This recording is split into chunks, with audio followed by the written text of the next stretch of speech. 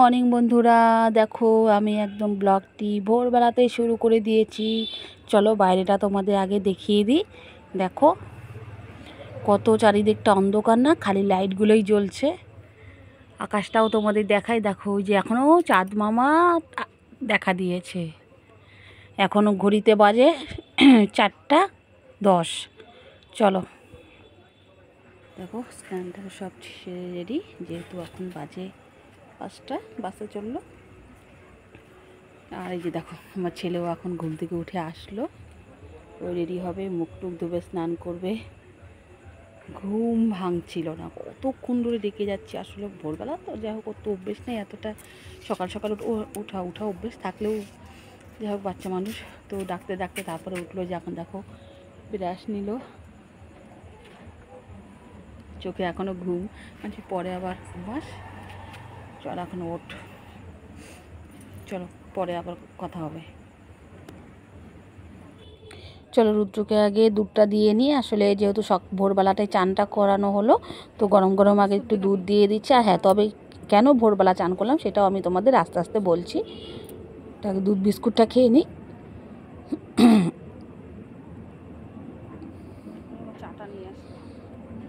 এখন দেখো ভোরের আলো ফুটে গেছে, বাইরেটা দেখেছো, লোক চলাচলও শুরু করে দিয়েছে। আর আমরাও রেডি হয়ে গেছি, আমরা রেডি হয়ে এখন বেরিয়ে পড়ব। চলো কোথায় যাচ্ছি আমি তোমাদেরকে এখনই জানাচ্ছি। এই দেখো রাস্তায় চলে আসলাম, অনেকটা দূর যাচ্ছি।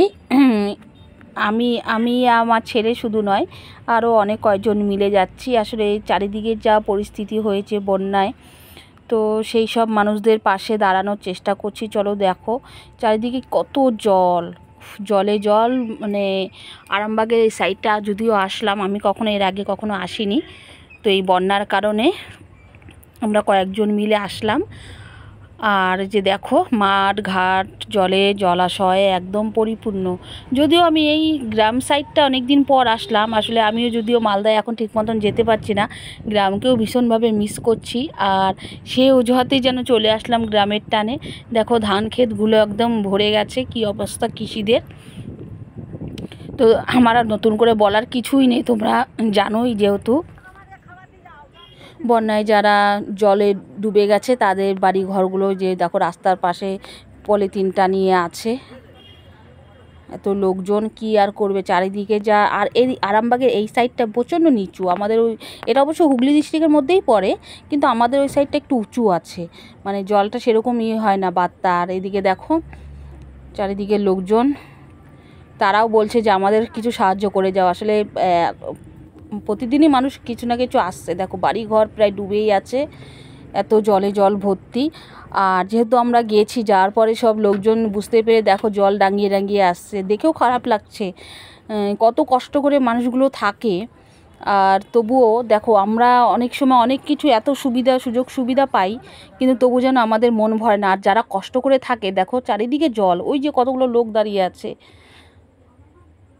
এইটুকু আসতেও তাদের ভিজতে হচ্ছে। কিছু করার নেই, আসলে বন্যায় যা পরিস্থিতি হয়েছে, তো তাদের সাহায্য করতেই আমরা এসছি।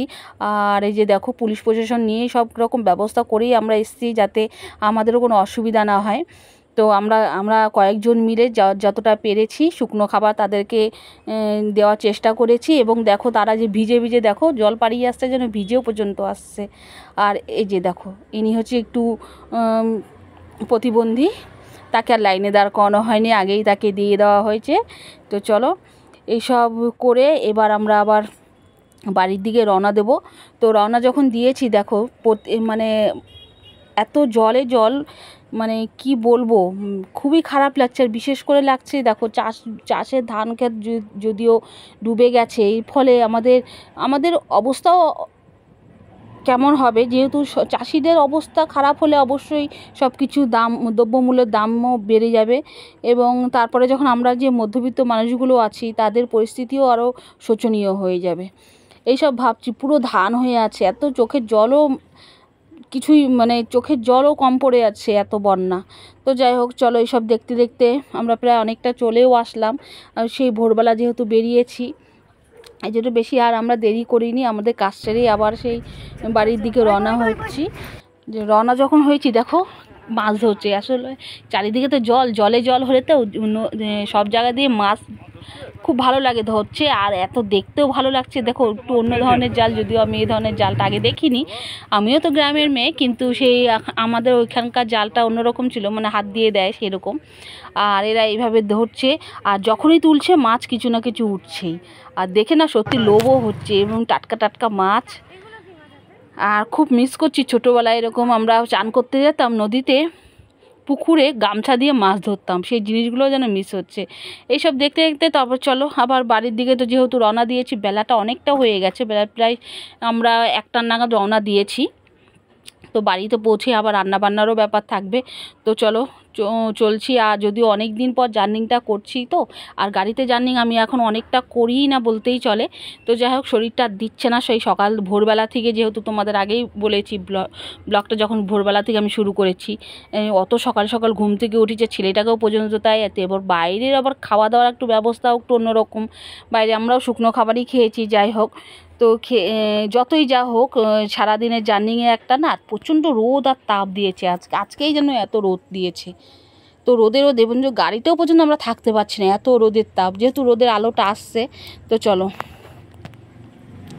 এই যে দেখো বাড়িতে পৌঁছে গিয়ে এই যে রুদ্র জল খাচ্ছে, আর আমিও যে দেখো চোখ মুখ একদম গর্তে চলে গেছে, ছেলেটারও তাই আর আমারও অবস্থা তাই, যে চোখ মুখে একদম বালি বালি মনে হচ্ছে, একদম দেখো একদম কালো লাগছে। যাই হোক, চলে তো আসলাম।